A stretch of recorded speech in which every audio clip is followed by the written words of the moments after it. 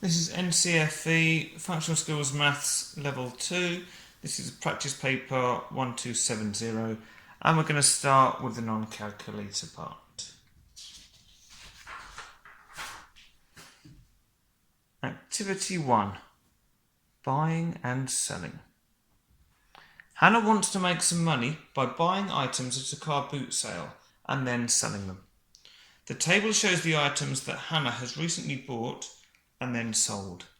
She records the profit with a plus or loss with a minus that she made on each item. So we can see the blue bowl was a profit, this was a profit, this was a profit, and the ones with a minus, the China dog, and the small table were the losses. What was the total profit or loss that Hannah made when she sold these items? Give your answer in pounds. Okay, so profit is our total revenue or money in. Take away our total losses.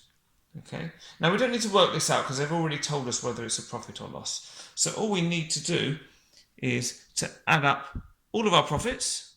So I'm going to add up the ones with the plus first, and then add up our losses and see what the difference is. Okay, so if we do, let's do profit first. So we've got £2.85, £4.95, and £2.70. 5 and 5 is 10, and 0 is still 10. Carry the 1. 8 and 9 is 17. Add 7 is 24. Add 1 is 25. Carry the 2. Bring down the decimal point. 2 plus 4 is 6. Plus 2 is 8. Plus another 2 is 10. So we get £10.50 for our total profit. Now we look at the total losses. So we've got £5.35. So because we're adding them together, we don't need to include the minuses because we know that the total is going to be a minus. It's going to be a loss. So we're adding the £5.35 and the £4.25. So 5 and 5 is 10. 0 carry the 1. 3 and 2 is 5, plus 1 is 6, decimal point. And 5 plus 4 is 9. Okay, so their profit was £10.50, their loss was £9.60. So this is bigger, so we know that overall they made a profit. Okay, but we want to know how much that was. So we can do £10.50 minus £9.60. 0 minus 0 is 0. 5 minus 6 we can't do. So we need to borrow 1 from the 0, but we can't borrow from the 0.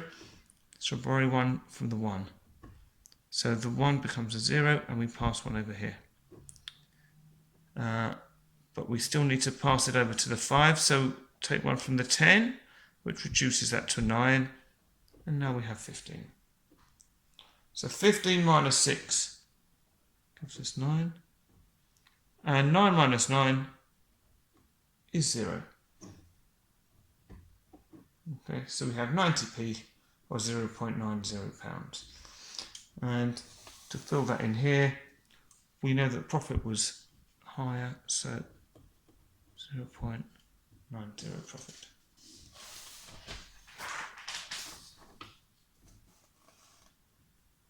(1b). Hannah goes to another car boot sale to sell some items. She paid £155 for the items she hopes to sell. How much will Hannah need to sell these items for to make a 17.5% profit? Or, in other words, what is 17.5% of £155?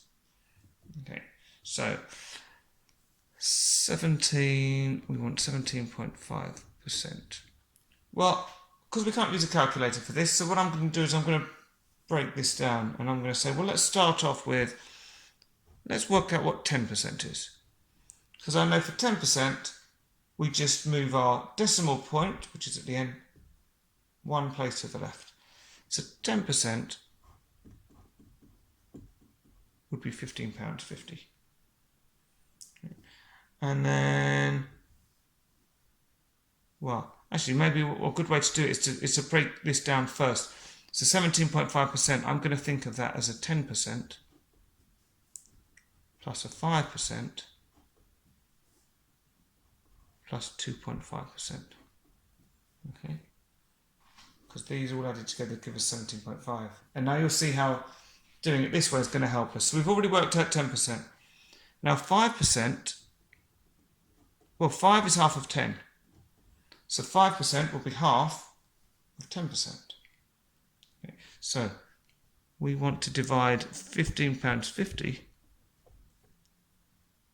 by 2 because we want half of it. So 2 into 1 doesn't go, carry the 1. 2 into 15, 2, 4, 6, 8, 10, 12, 14. So that's 7 times. And 15 would be 1 more, so we carry the 1. 2 into 15, well, we've already seen that that was 7 times and 1 left over. And 2 into 10, 2, 4, 6, 8, 10, that's 5 times. So 5% is £7.75. Now, we need 2.5%. Well, 2.5 is half of 5. So we need half of 7.75.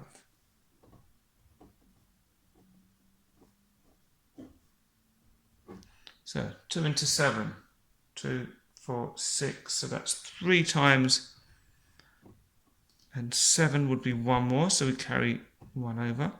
We need our decimal point.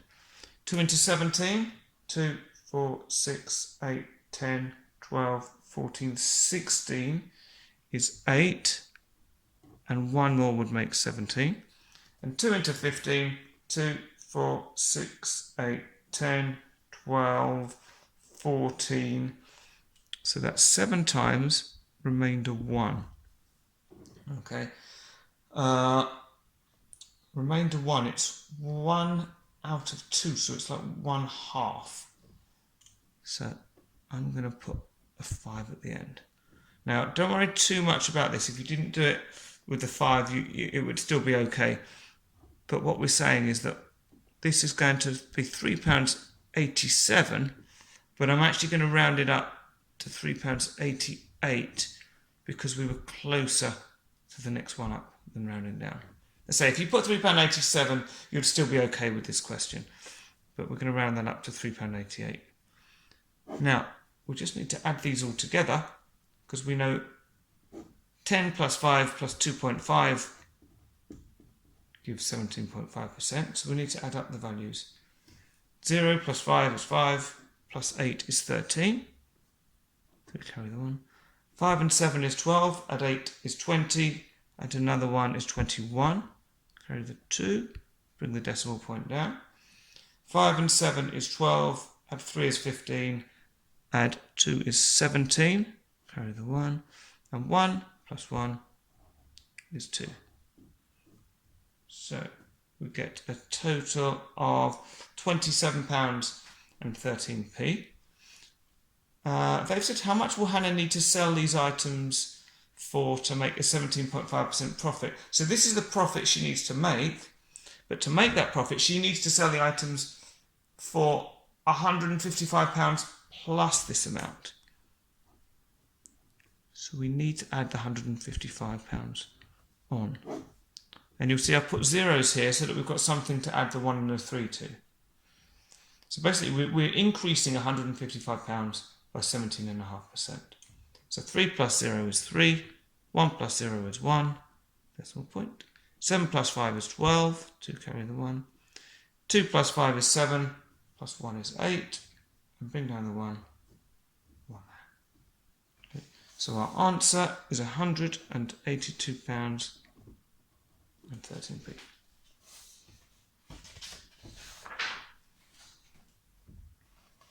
1C. Hannah takes some items to a market to sell. The scatter diagram shows the price Hannah paid for each item and the amount she sells it for. Okay, so for example, let's pick this point here.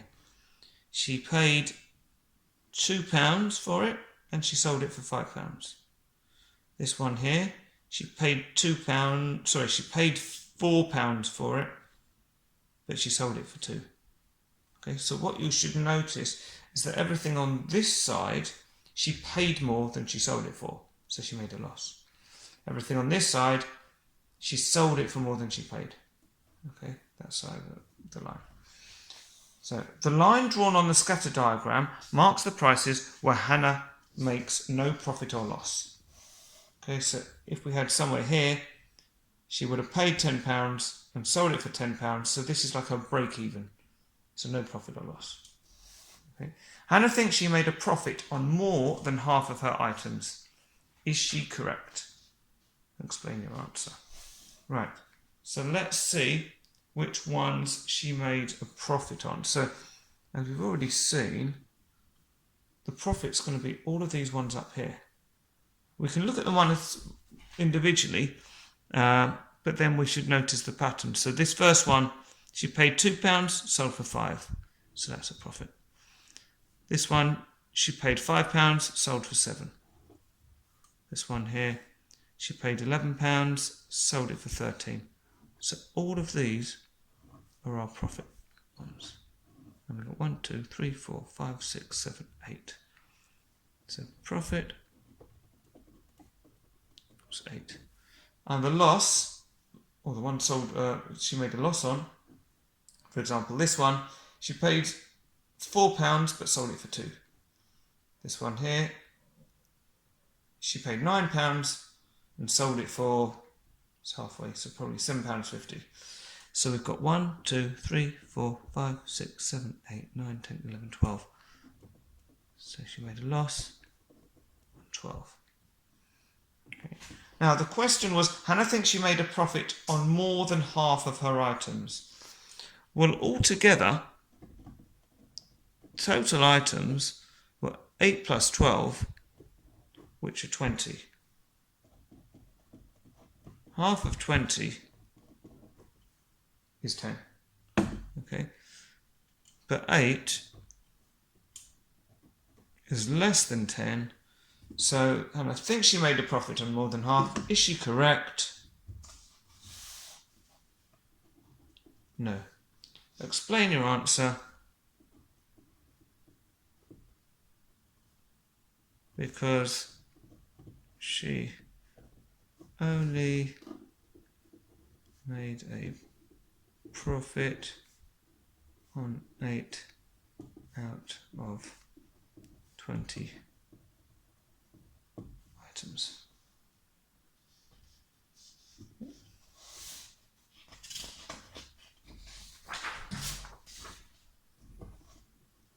One D. Hannah buys 2 gold necklaces. She's got one, she paid £75.25p and it weighs 0.2 ounces. Another one, she paid £65.50 for and it weighs 3.9 grams. She sees an advert online offering to buy jewellery.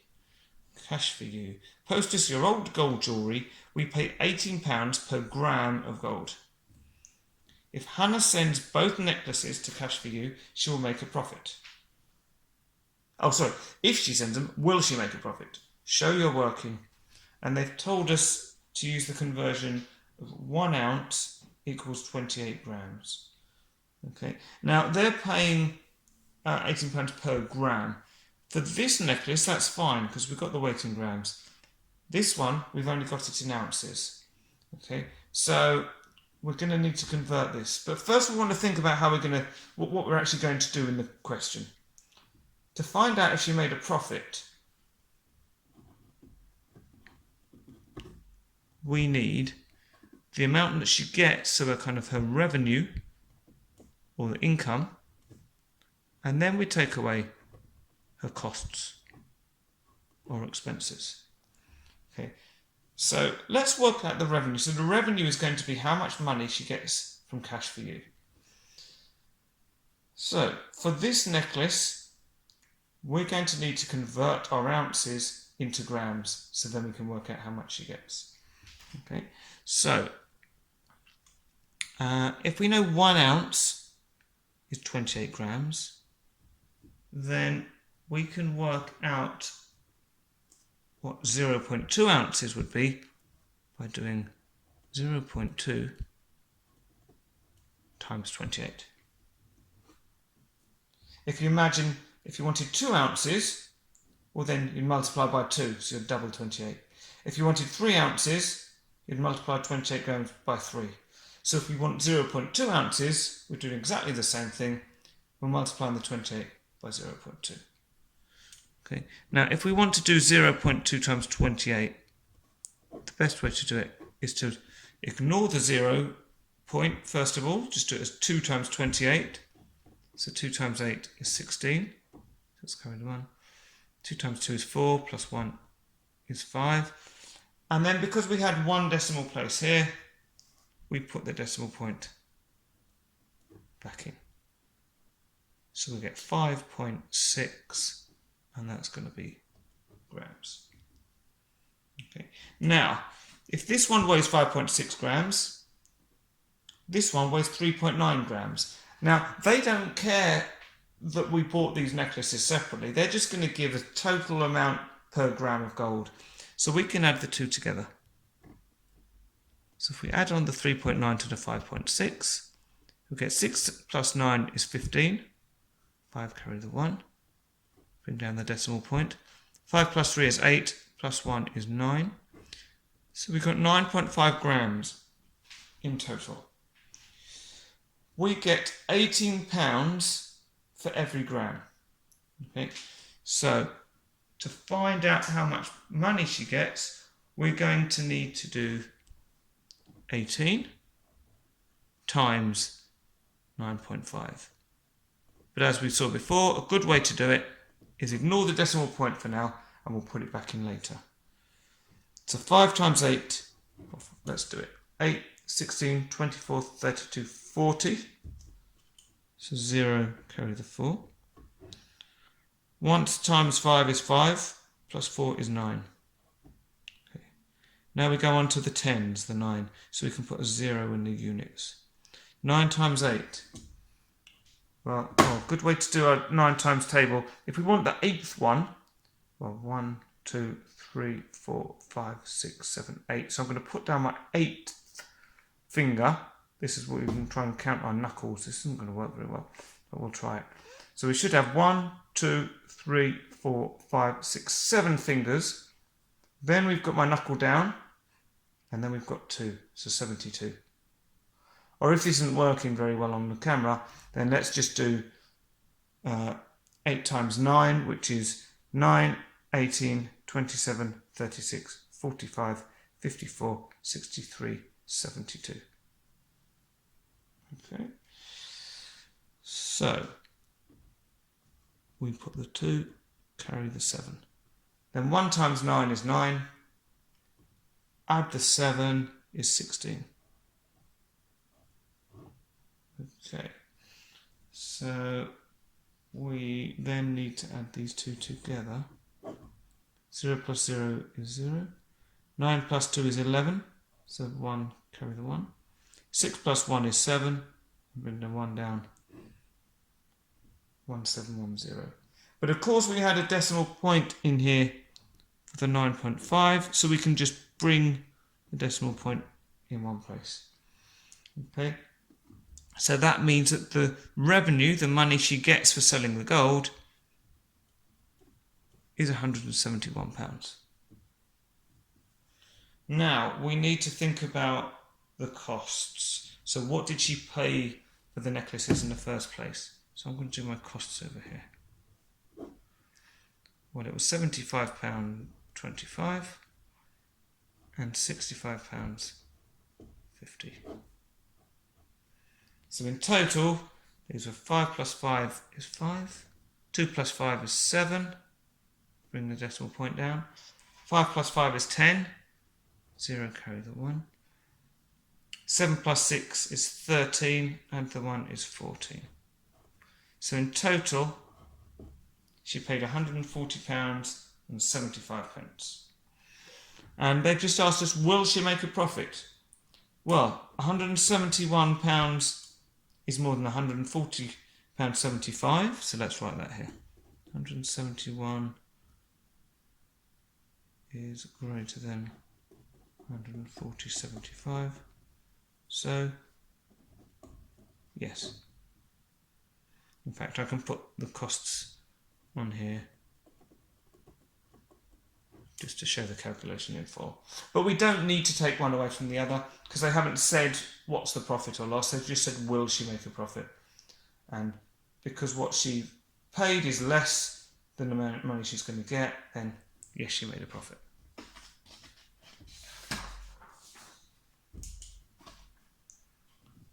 (1e). Hannah wants to know how much money she might get for a toy car if she sells it at an online auction website. She finds that the same make of toy car has been sold for different prices. So 6 toy cars have been sold between £0 and £9.99. 5 cars have been sold for between £10 and £19.99. 6 cars have been sold for between £20 and £29.99. And 3 cars have been sold for between £30 and £39.99. Use the data to calculate the estimated mean price paid for the toy car on the online auction website. Right, so when we're working out the mean with this sort of thing, we've got group data. Now, normally we would multiply the number of cars we sold by the price paid for them to find out the total cost. But because we've got a range, we don't know whether these toy cars were all bought for £1 or £2 or £4.50 or some worth £2.50. So basically there could be any price in this range, these 6. So what we do is we use something called midpoints. So we look for the middle point of this range. Okay. Now halfway between 0 and £9.99, well, you can add the 2 together and divide by 2.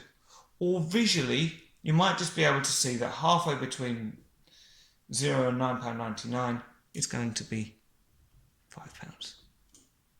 And the same, halfway between £10 and £19.99 is going to be £15.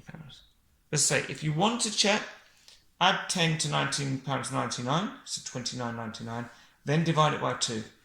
And you'll find you get 14.995, so that's going to round up to £15. So the midpoint, or halfway between 20 and £29.99, is going to be £25. And the midpoint of £30 to £39.99 is going to be £35. Okay. So there were 6 cars in this range, so we can think of it as 6 cars sold at £5. So 6 times 5, so that's going to give us 30. So we're going to be multiplying all of these together. Okay, so 5 times 15, or 15, 30, 45, 60, 75. 6 times 25, well, you can try and do that in your head, or if not, we can do it here. 6 times 5 is 30. 2 times 6 is 12, add the 3 is 15. 150. So this here is our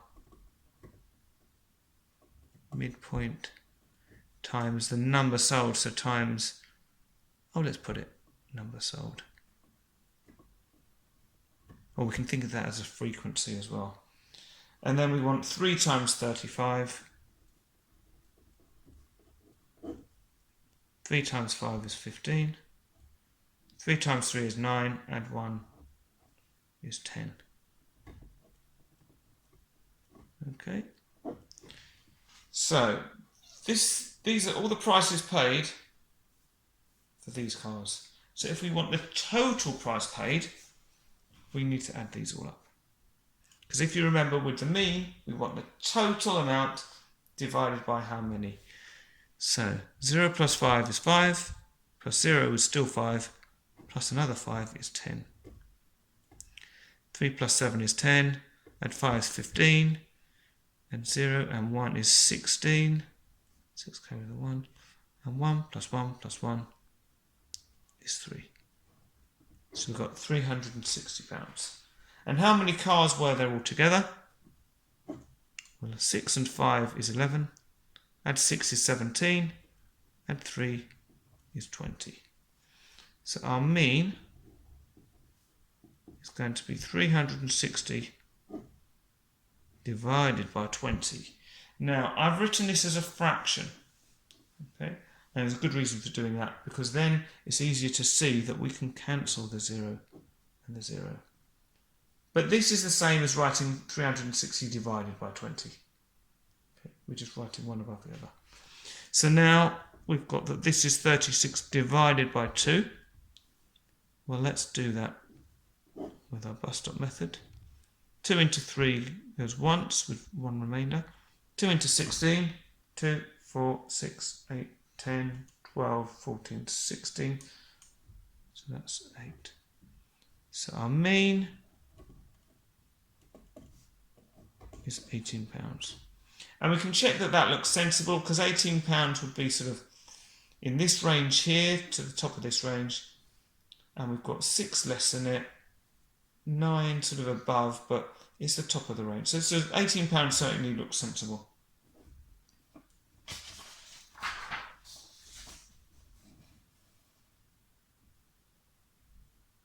And then we've got 1F. The probability that Hannah makes a profit when she sells any item at an online auction is 0.8. What's the probability that neither of the next 2 items she sells at an online auction makes a profit? Right, the next 2 items. Well, let's think of just the next item. So the probability of no profit. Well, if the probability of making a profit is 0.8, the probability of no profit must be 1 minus 0.8, which is going to be 0.2. Now, when we want more than one item, so we want the probability that the first item doesn't make a profit and the next item also does not make a profit. So we need to multiply our probabilities together. You might have been tempted to add them, but if you added them, you'd actually end up with 0.4, which would be bigger than the probability of making a profit on only one item. So that clearly can't be right. So 0.2 times 0.2. Well, we can do this as 2 times 2, which is obviously 4. But we've got 2 decimal places, so we move our decimal point once, twice, and then fill in the zeros. So we get 0.04.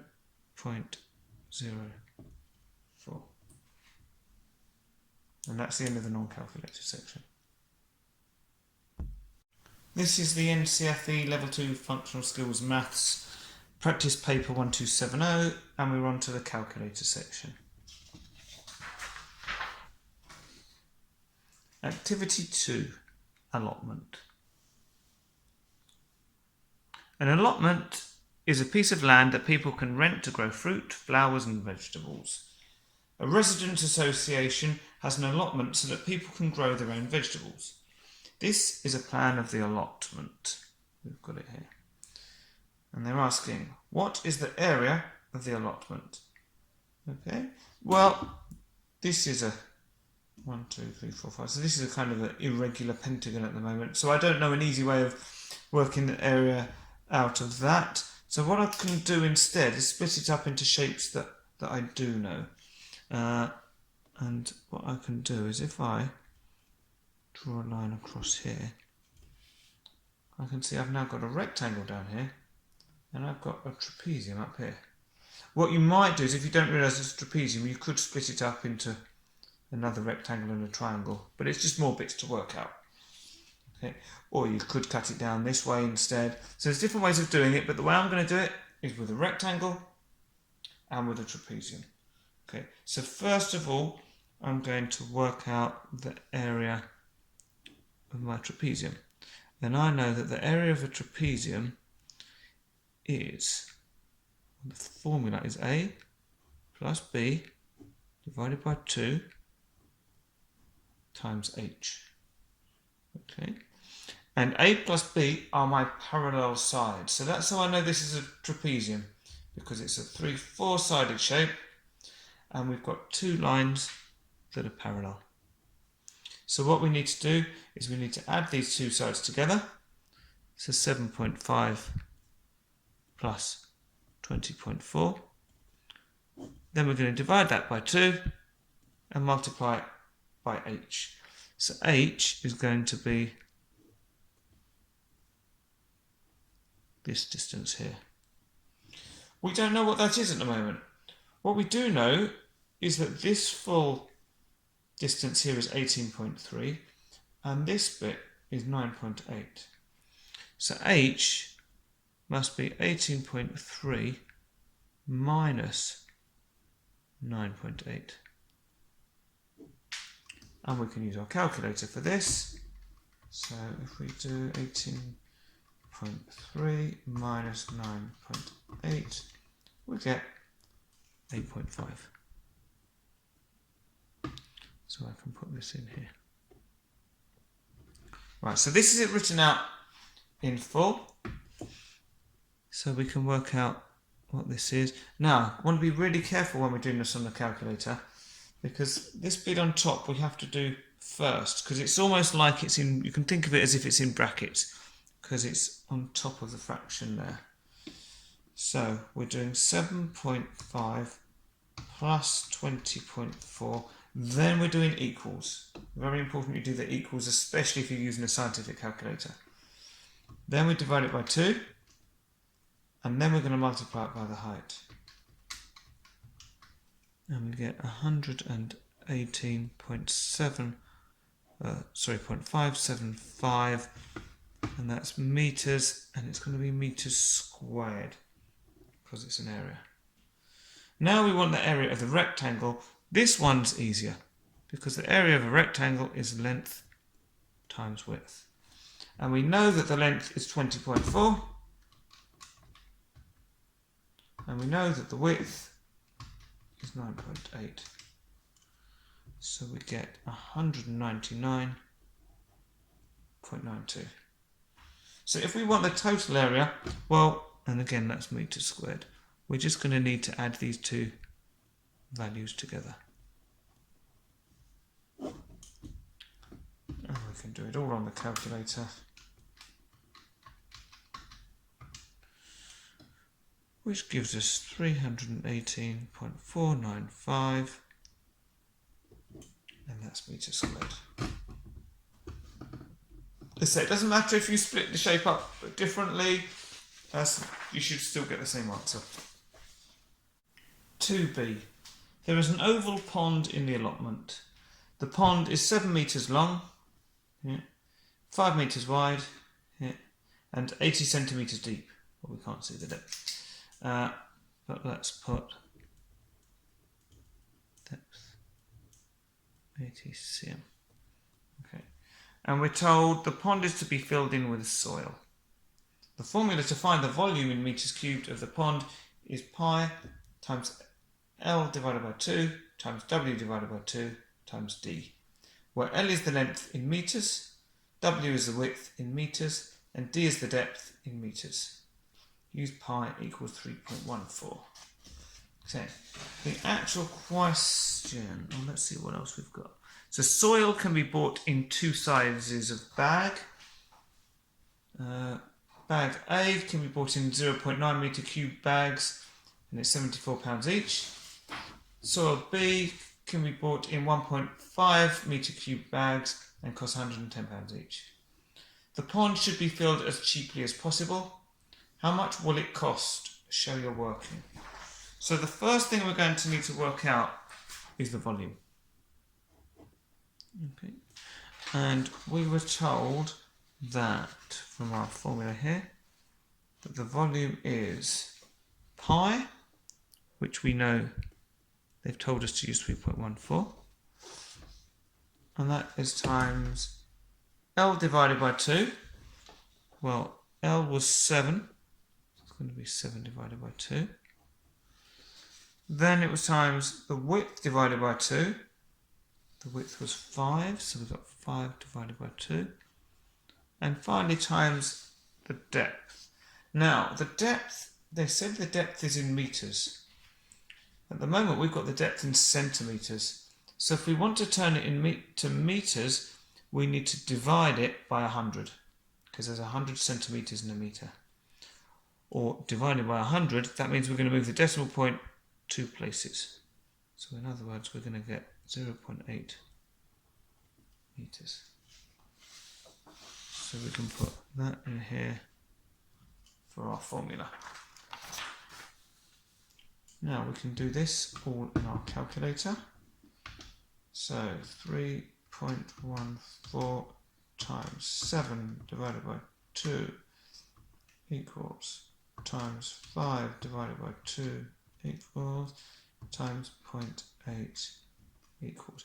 You don't have to do the equals every time. I like to do that to see what I'm getting. Or you can work out the fractions or the division separately and then multiply it all together. That's fine. So we get 21.98 meters cubed. Now we need to work out which soil to use. There's 2 ways of doing it. What I think I will do is say, well, let's work out the cost of filling the pond both with soil A and then with soil B, and then we can see which is cheaper.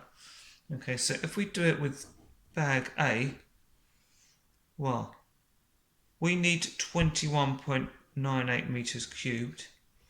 We've only got 0.9 in each bag. So if we divide it by 0.9, that'll tell us how many bags we need. 0.9, and we get 24.42 bags, which we're going to have to, we can't buy 0.42 of a bag, so we're going to have to buy 25 bags.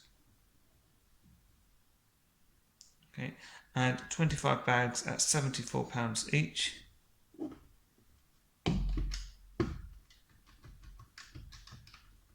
Would be £1,850. Now let's do the same thing but with bag B. So we've still got 21.98 meters cubed that needs filling. Each bag is 1.5 meters cubed. So with bag B, we're only going to need, oh, I did something wrong. I must have done times by mistake.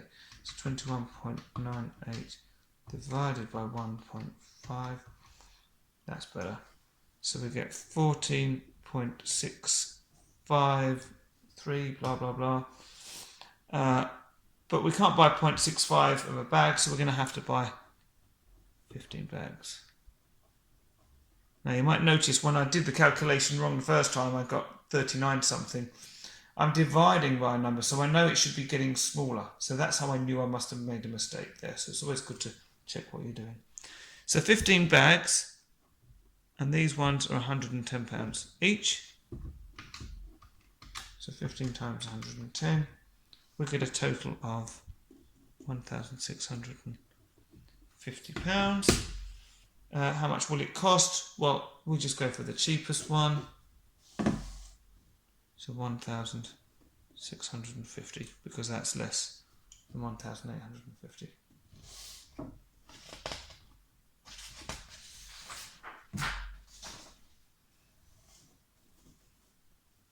Okay. 2C. If 3 people work together, it would take them 8 hours to fill in the pond. How long would it take 5 people working at the same rate? Right, so this is an inverse proportion question. Because normally with proportion, if one thing increases, so for example, if you buy more cans of Coke, then the price is going to increase. But with this, if more people are working, we'd hope that the amount of time would actually decrease. Otherwise, there's no point in having more people working on it. So a good way to do this is to think, well, what's the total work time needed? Well, if there's 3 people and each of them are working for 8 hours, then 3 times 8, and you can use your calculator, is 24 hours.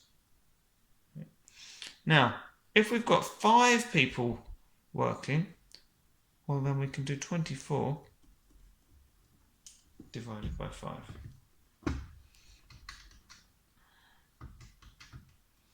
And we get 4.8 hours. Okay, we can put that in here. Now I had a question recently asking, do I need to put can I leave it as 4.8 hours, or do I need to convert this into hours and minutes? They haven't said it's got to be in minutes. So there's nothing wrong with leaving it as 4.8 hours, because they haven't specified. You can turn it into minutes, which is fine, but it's just another step that you've got to do, which means more time and more chance of making a mistake. But if you wanted to, the way I would do it is I would take away the 4, so the hours, and then we've got 0.8 of an hour. And I know that there are 60 minutes in an hour, so I times it by 60, so I get 4 hours and 48 minutes. But as I say, I'm quite happy leaving it at 4.8 hours. 2D. Asif wants to grow potatoes. The Grow Potatoes website gives these instructions for planting potatoes. Potatoes should be planted in rows. There must be 75 centimetres between the rows and 50 centimetres between each plant in a row. There should be a gap of at least 50 centimetres between the plants and the edge of the plot. The space for planting potatoes is a rectangle measuring 4 metres by 2.5 metres. Use the scale plan on the next page to show how the potato plants should be arranged to fit in the most potato plants. Draw a cross to mark the position for each plant. Wow, a lot of information there. Okay, so let's have a look at our plot. Right, that's the plot that we've got. Right, so first thing I'm going to do, because we're dealing with scale, is I want to know how big each of these squares are compared to what we've got. So we've got 4 metres here, 2, 3, so each of these boxes must be 1 metre. And we've got 4 boxes. So 1 metre divided by 4, we get a quarter, or 0.25. So each of these, well actually let's all the measurements they're talking about are in centimetres. So let's convert everything to centimetres first of all. So 4 metres, I know that there are 100 centimetres in a metre, so 4 times 100 gives me 400 centimetres. So if we do the same up here, 2.5 metres times 100, we've got 250 centimetres.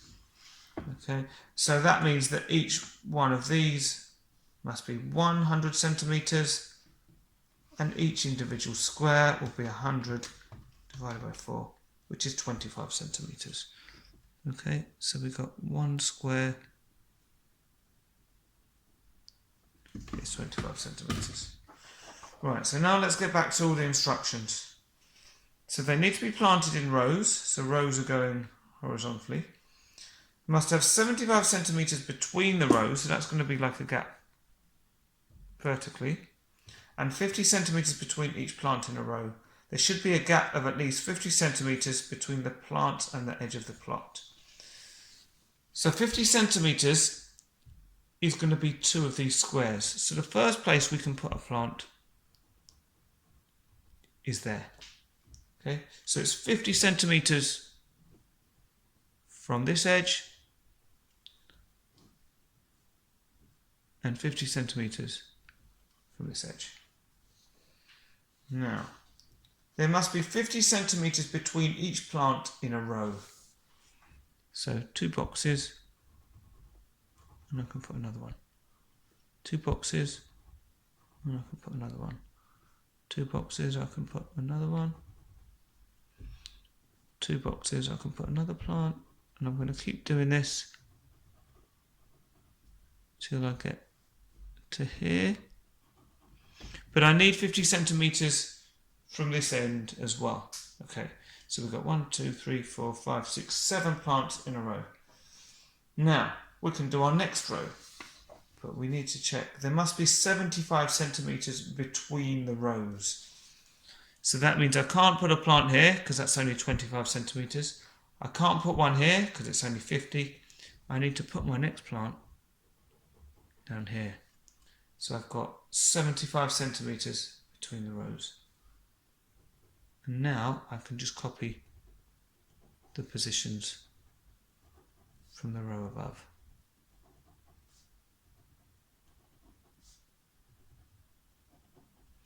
And then can we get another row in? We need 75 centimetres again, so 1, 2, 3 squares. And we've still got 50 centimetres from the edge, so this is fine.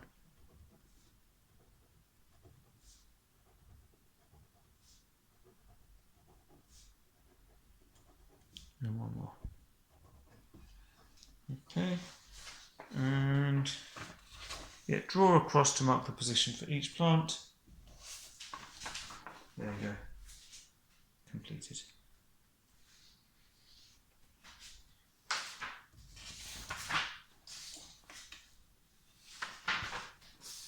Okay. 2e. Asif finds some trial results about 2 types of potato, Cara and Desiree. So we've got the different trials, the yield per potato plant, so what weight of potatoes we got with each trial. So in the first trial there was 1.6 kilograms of Cara potatoes and 1.25 kilograms of Desiree.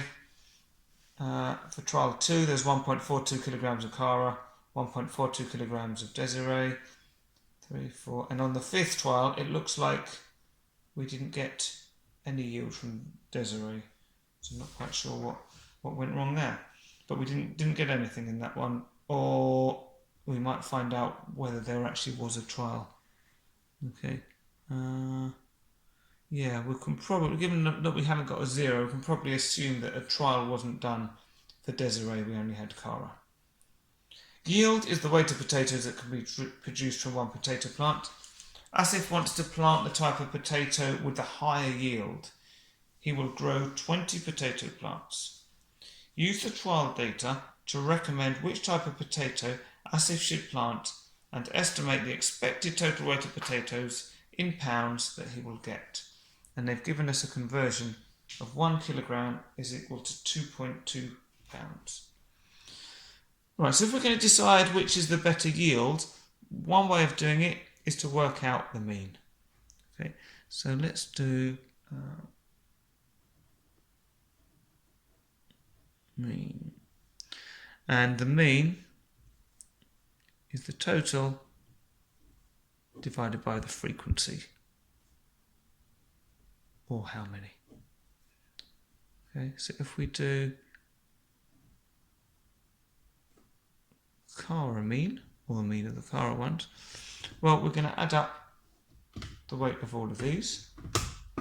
So we've got 1.65 plus 1.42 plus 1.88 plus 1.73 plus 1.97 equals, so we get 8.65, and we had 1, 2, 3, 4, 5 trials. So the mean was 1.73 kilograms. Now we can do the same thing for Desiree.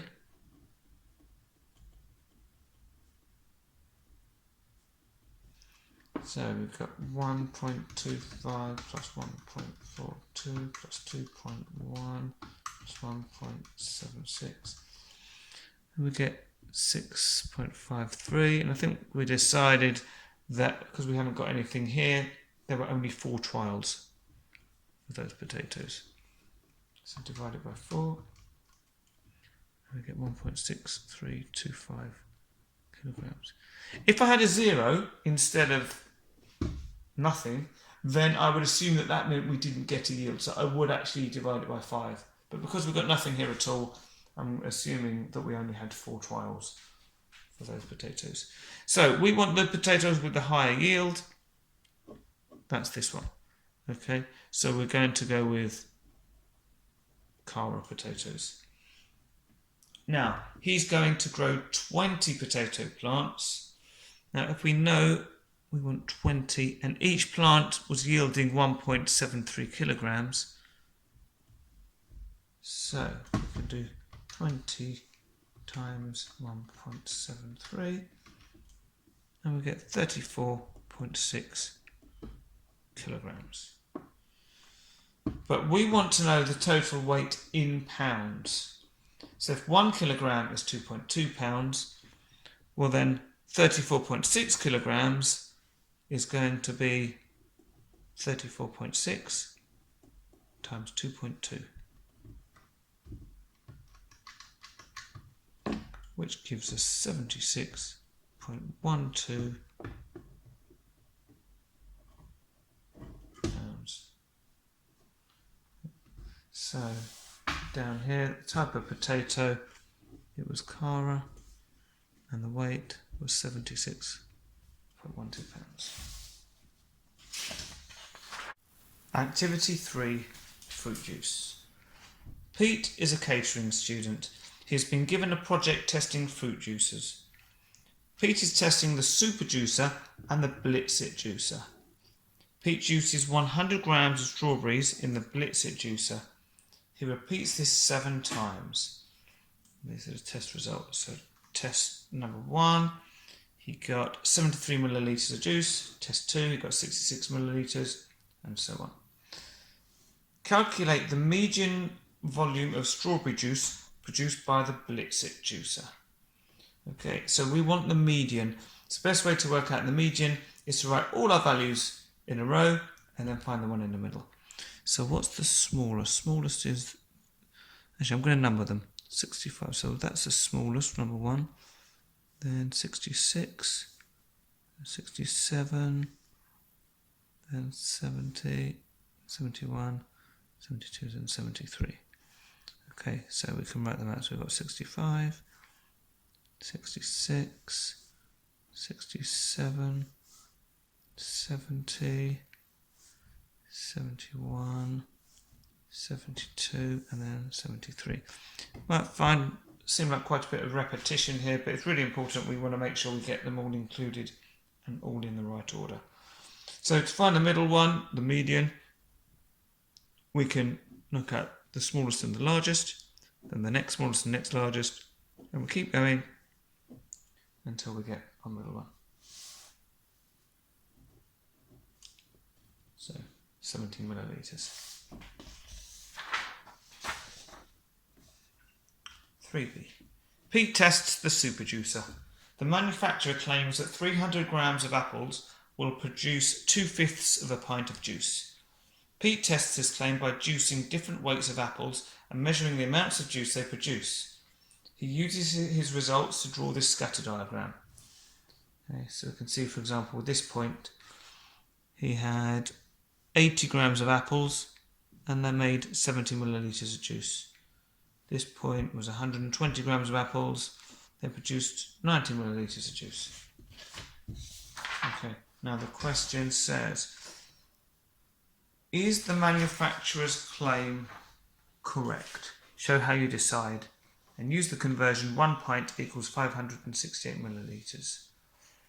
So the claim was that 300 grams of apples will produce 2/5 of a pint of juice. Right, so if we're going to use this scattered diagram, first thing we're going to need to do is to draw a line of best fit. So that's a straight line which is going to go through the data.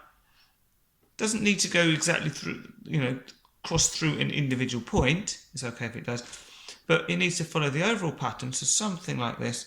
And we want it to go, we want roughly the same amount of points above as below. So maybe if we do something like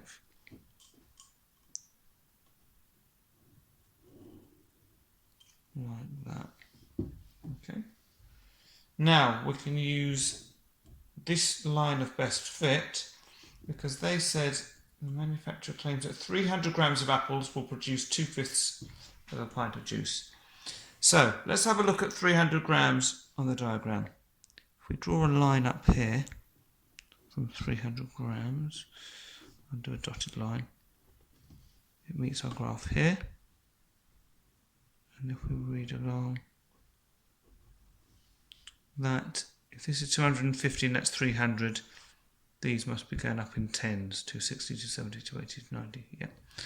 So this point is actually 260 millilitres. Okay, so let's go back to the actual question now.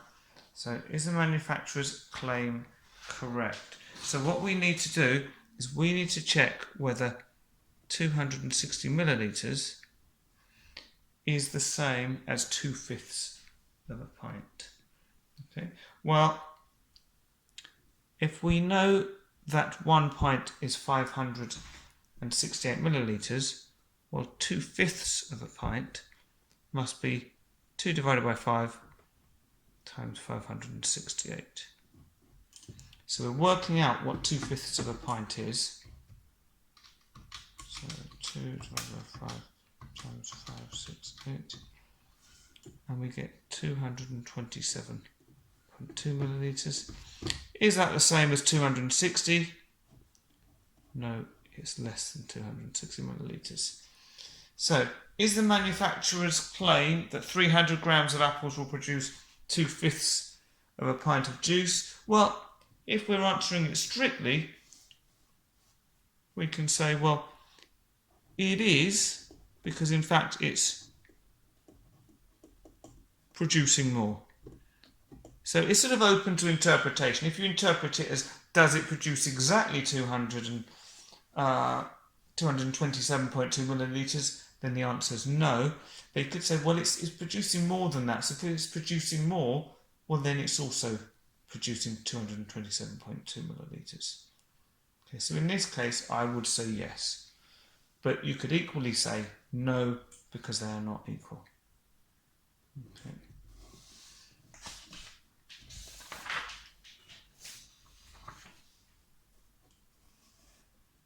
3C, let's have this one here. The Blitzit juice's information states that the weight of juice produced from oranges is around 30% of the weight of the fruit. If Pete wants to produce 150 grams of juice, what weight of oranges should he use? Right, so what we're saying is 150 grams of juice, we need that to represent 30% of the weight of the fruit. So if we're trying to find out what the full 100% weight of the fruit is, we're going to need to do 150 divided by 30, because that will sort of give us sort of the information about 1% of the fruit, and then multiply it by 100. So 150 divided by 30 times 100. So we get the original weight was 500 grams. 3D. Pete asks a group of college students which machine's juice they prefer. This table shows their responses. So for the under 19-year-olds, 16 said super juicer and only 4 said Blitzit juicer. For the 19-plus-year-olds, 17 said super juicer and 13 said Blitzit juicer. A student from the group is chosen at random. What's the probability that the student is under 19 and preferred juice from Blitzit juicer? So we've got a probability question. So we're going to work out a fraction. So first of all, let's see how many people have we got in total that took part in this sort of little survey. So 16 plus 4 is 20. Plus 17 is 37, plus 13 is 50. You can use your calculator for that, but so there were 50 people in total. We're only interested in the under 19s that preferred the Blitzit juicer. So under 19s Blitzit So we're only interested in those. So 4 out of 50. If we want to simplify it, we can say both these numbers are even, so we can divide them both by 2. 4 divided by 2 is 2. 50 divided by 2, or half of 50, is 25. Okay.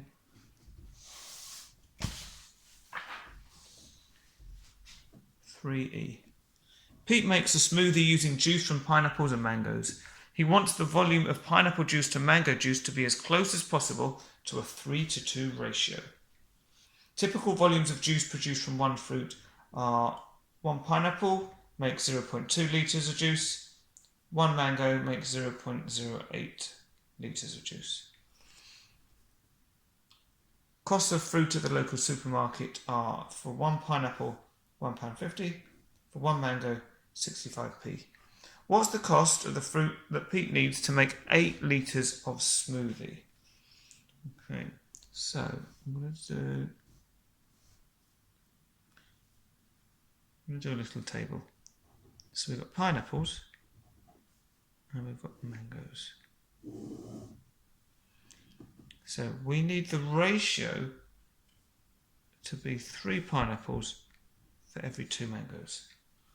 Okay, and I'm going to put a total column. So if we only had 3 pineapples and 2 mangoes, there'd be 5 items of fruit in total. We need to make 8 litres of smoothie. So if we're making 8 litres of smoothie, well, what's the ratio of pineapples to mangoes going to be?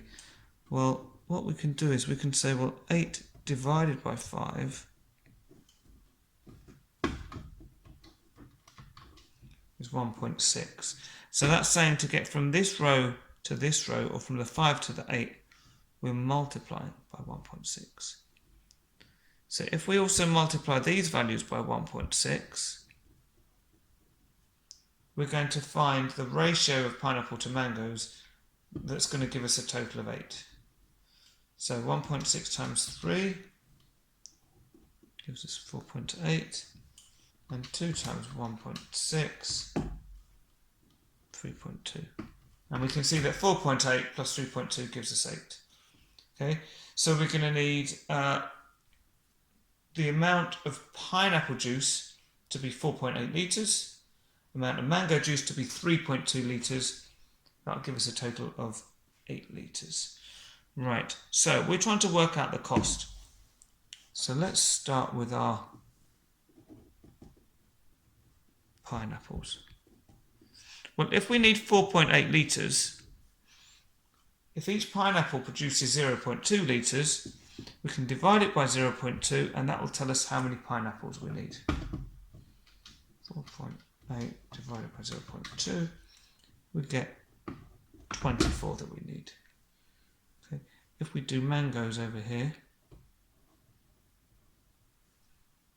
so we need 3.2 litres of mango, and each mango only produces 0.08 litres. 3.2 divided by 0.08. So we need 40 mangoes. Okay. Well, our pineapples were £1.50 each.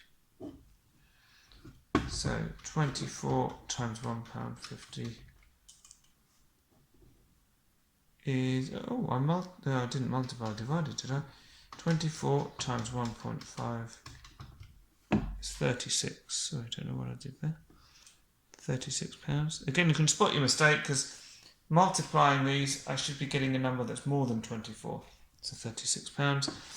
And with our mangoes, we've got 40 of them, and they're 65p each. So 0.65 if I do it in pounds. So 40 times 0.65, and we get £26. Okay, so if we add those two together, 36 plus 26, we get a total of £62.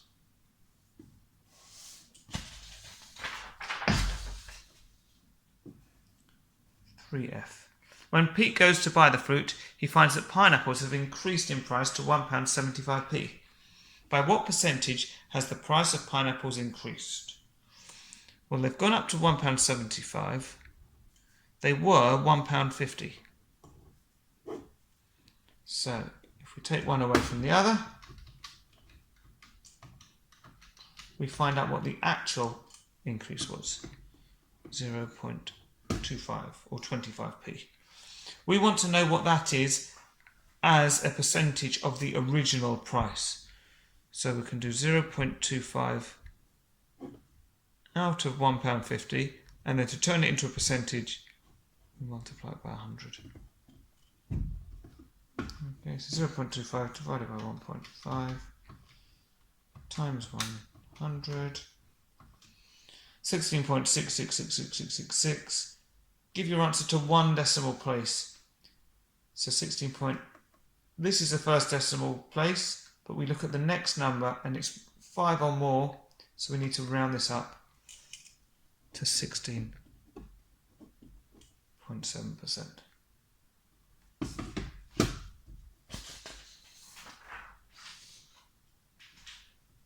Activity 4. Jim is an apprentice in a theatre. Sorry, Jan, not Jim. Jan is an apprentice in a theatre. She needs to plan the layout of the stage for the next play. A prop is an object used on stage. One of the props is a cylinder with radius 1.5 metres. So remember, the radius is the distance from the centre to the outside. Jan uses a coordinate grid to plan where to put props on the stage. Each small square on the grid represents a 1 metre by 1 metre square on the real stage. She wants the centre of the cylinder to be at -3, 2. So let's have a look at the grid. Okay, so they want us to draw a plan view of the cylinder in this position. So let's start off by marking the centre of the cylinder excuse me, on our grid. So -3, 2. So -3 is going to be along here on the x-axis and then go up to 2. So we're going to have the centre there. Okay. And we know that the radius is 1.5 metres. And we know that each square is 1 metre. So if we're going to draw the cylinder, we're going to be drawing a circle. So I'm going to need to use my compass. So I'm going to put my pencil in, get the point and the pencil lined up, and then tighten that. Okay. And we're going to need this to be, it was 1.5 metres, so it's sort of 1.5 squares, because each square is a metre. So let me measure this out. So that looks about right. So I'm going to put that on. Draw my circle round. Oh, I need to keep that still. This isn't going to be a perfect circle, but it's not terrible. Okay, I'll go with that. And I'm sure that would be fine for me to get my marks.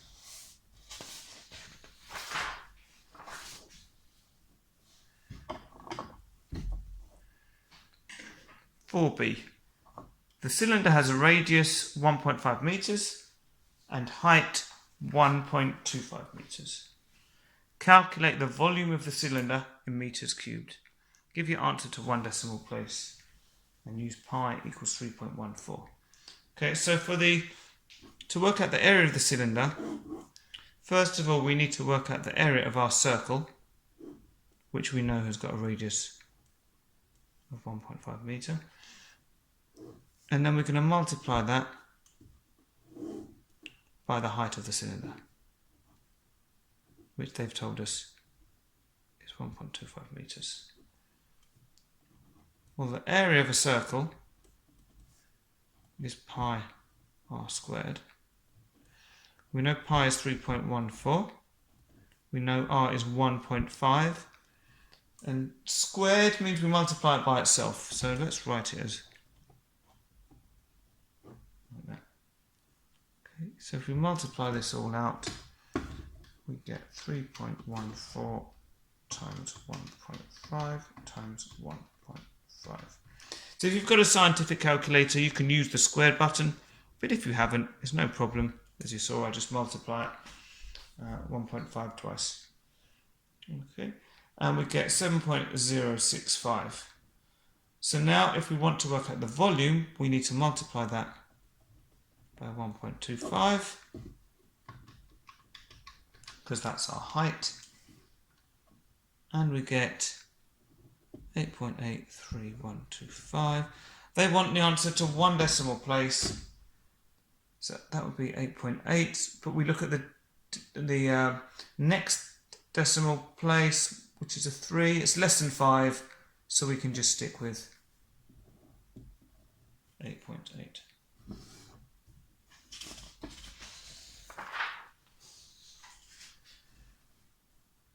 C. Jan needs to cover a ball with glitter. The ball's radius is 60 centimetres.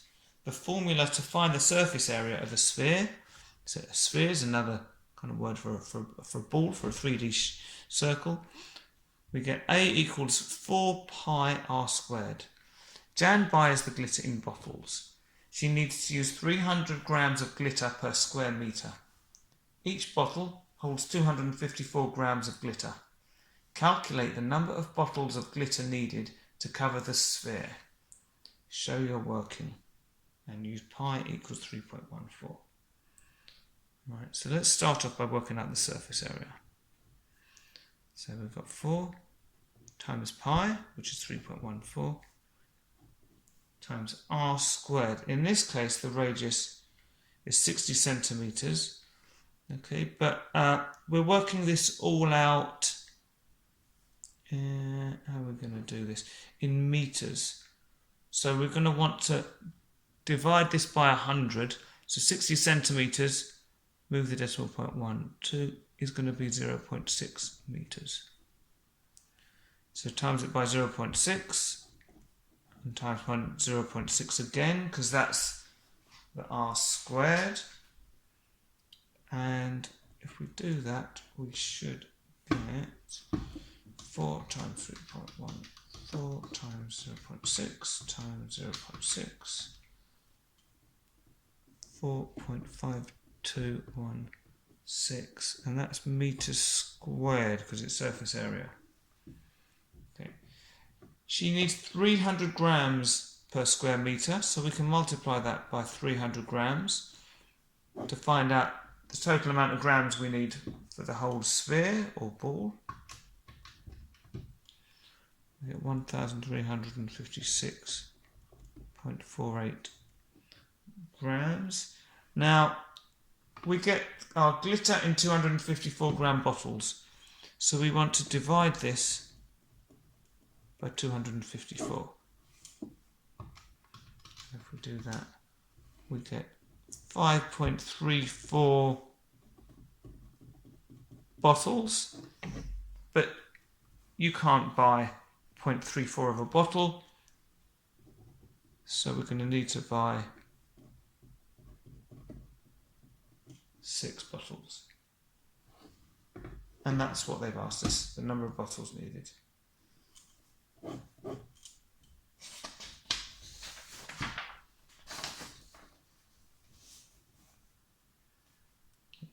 (4D). The theatre director wants a spotlight that will give a circle of light on the stage with a diameter of approximately 2.15 metres.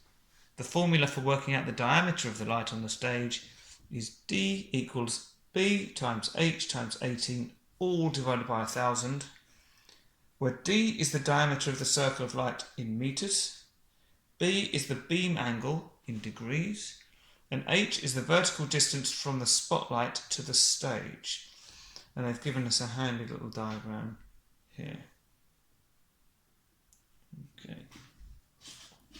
Right, we haven't actually got the question yet, so let's read the next bit. The table shows the available spotlights. Spotlight P has a beam angle of 19 degrees, And spotlight Q has a beam angle of 26 degrees.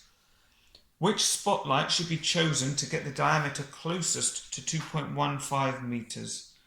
Explain how you decide. Right, so what we're going to have to do is to work out the diameter for both spotlights and then see which one is closest to the value that we want. So if we start with spotlight P, okay, now our formula was, I'll put it up here,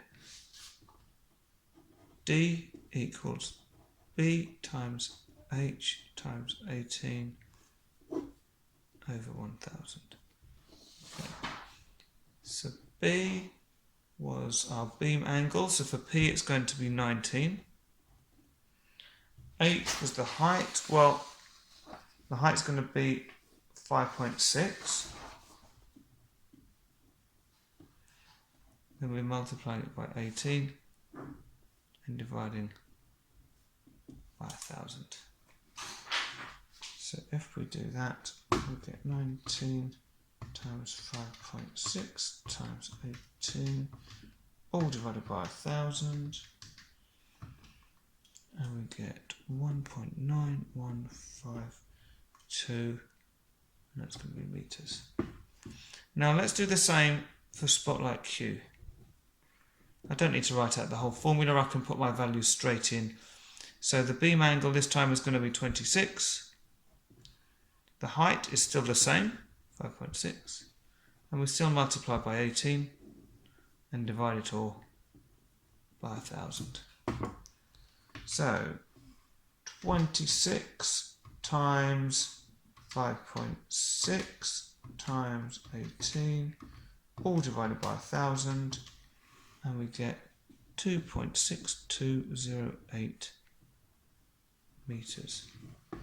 We want to know which one is closest to 2.15 meters. So we can find out. So if we do 2.15 minus 1.9152, we just want the absolute difference. So it doesn't matter if we put which order we put them. I'm going to do it so that I'll get a positive answer. So 2.15 minus 1.9152.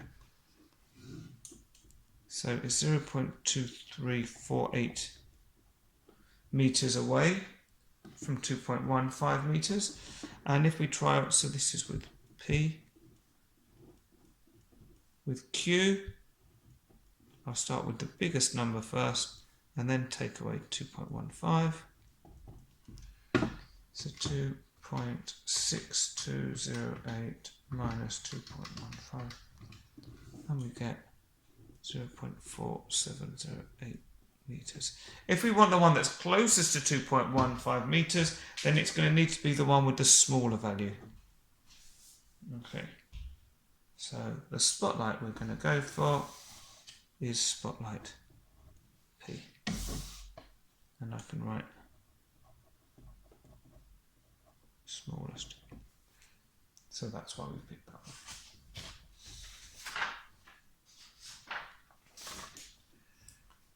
4E. The theatre need new stage curtains. Jan has been asked to order the fabric for the new curtains. The total width of fabric needs to be 3 1/5 times the width of the stage front. Write 3 1/5 as a decimal number. Okay. What I'm going to do first of all is I'm going to turn that into an improper fraction. Okay, so 3 1/5. So we multiply the whole number by the denominator. So 3 times 5 is 15. And then add on the numerator, and all of that's over 5. So we get 16 over 5. Then I can just put that in the calculator. 16 divided by 5, and that gives me 3.2, which we can put down here.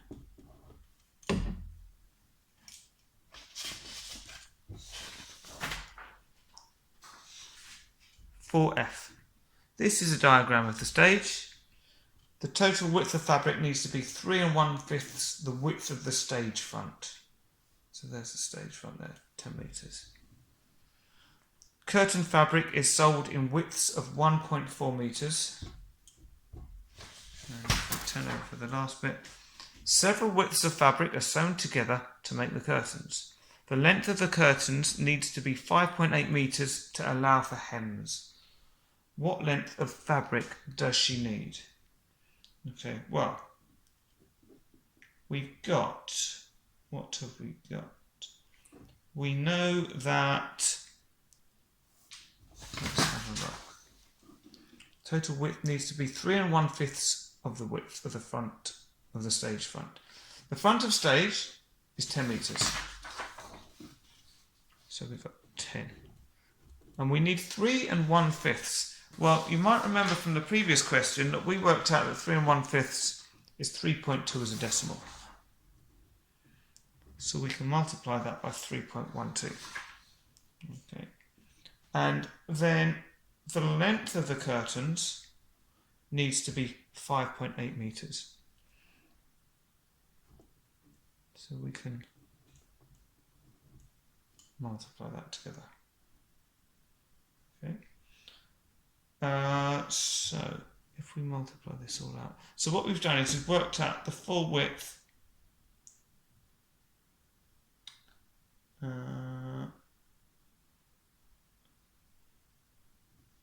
We've worked out, yes, because they told us the width of the fabric,